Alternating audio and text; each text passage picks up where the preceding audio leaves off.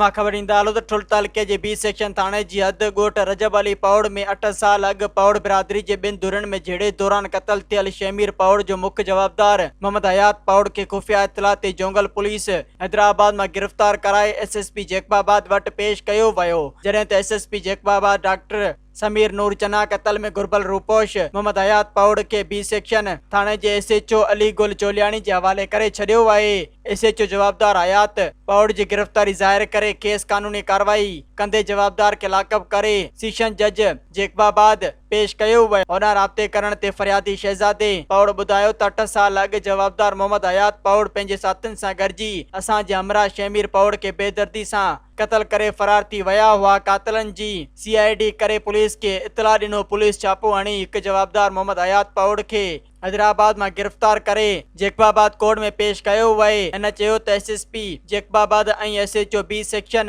ठुल जा शुक्रगुज़ार आहियूं जिन कातिल खे गिरफ़्तार करण में अहम किरदार अदा कयो आहे। मज़ीद ख़बरनि ऐं तफ़सीलात लाइ विज़िट कयो असांजी वेबसाइट www.awamiNewsHD.com ऐं ॾिसंदा रहो अवामी न्यूज़ HD।